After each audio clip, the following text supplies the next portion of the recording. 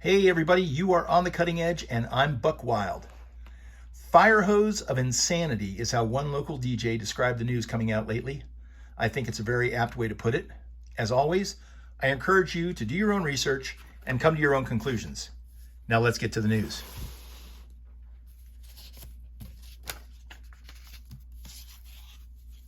This is from Breitbart. Healthcare workers at North Shore University Health System in Illinois are expected to receive $10 million in a first-of-its-kind settlement over the hospital's vaccine mandate. Workers who say they were discriminated against and denied religious exemptions filed the suit. Expect to see more of these, folks. It's about time, and I'm going to make some popcorn.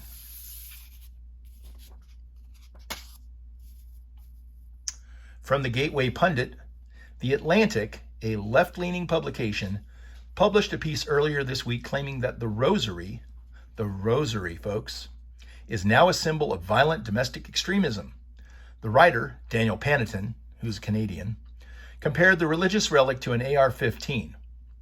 A recent story in Breitbart detailing attacks on churches and synagogues noted that the Brandon administration has done nothing about it and has not made any statements to discourage this aberrant behavior. Bottom line, folks, the left can't tolerate religion, any religion that opposes abortion. It's strange how you never seem to see a story about vandals attacking mosques. That said, I recently bought a rosary in support of my Catholic friends. I'm Protestant. And I'm also making them out of paracord and will give them away as gifts. To me, they are a physical reminder of the power of prayer. Another story from the Gateway Pundit, more lies from Joe Biden. Big surprise. Joe Biden said last week that the inflation rate was at 0%. The current rate is actually 8.5%, and this is a 40-year high. A new report came out stating that inflation is costing American families as much as $700 a month, or more than $8,000 a year. I've already received calls from some of the families that I work with asking for resources because they can't continue to afford their housing. My gut tells me that this is just the tip of the iceberg. Business Insider reports that layoffs are sweeping the U.S. That's at businessinsider.com. And another article that I read recently, I believe it was from the Gateway Pundit, said that 50% of employers expect job cuts in the next 6 to 12 months. This was a PwC survey of 722 executives. 52% said that they will institute a hiring freeze, and 44% will rescind job offers. There was also an NBC poll that said 74% of Americans say that the country is on the wrong track. I encourage you to take steps now, folks, to plan for uncertain times ahead.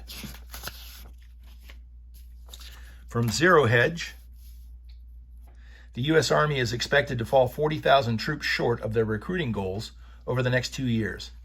This year is on track to be the Army's worst recruiting year in nearly 50 years. Currently, only 23% of Americans are qualified to serve without a waiver, according to officials.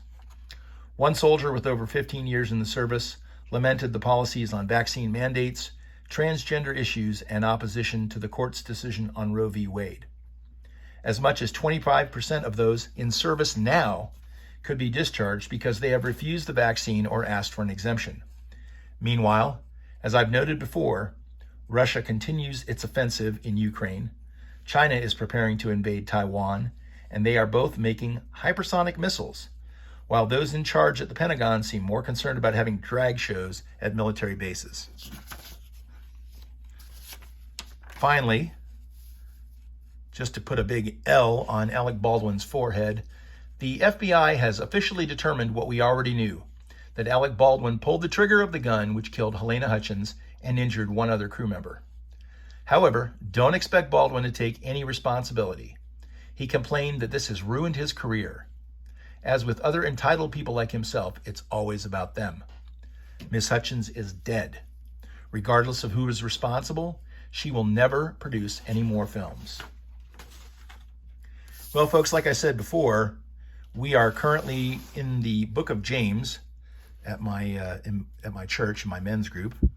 And some of the passages that I have for this week are James 1:17.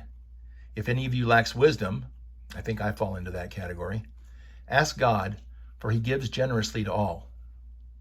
James 4, verse 7, submit yourselves then to God. Resist the devil, and he will flee from you. James 4, verse 8, come near to God, and he will come near to you. And one of my favorites, James 5, verse 16, the fervent prayer of a righteous man avails much. Friends, there's no time like the present to get right with the Lord. Find a local church and attend a service. There are online resources like Pastor Jack Hibbs, Pastor Don Stewart, Pastor Skip Heitzig, and Pastor Robert Furrow of Calvary Chapel. That's my 2 cents for now, folks. Thanks for watching. I hope that the rest of your weekend is just absolutely fabulous. Bye.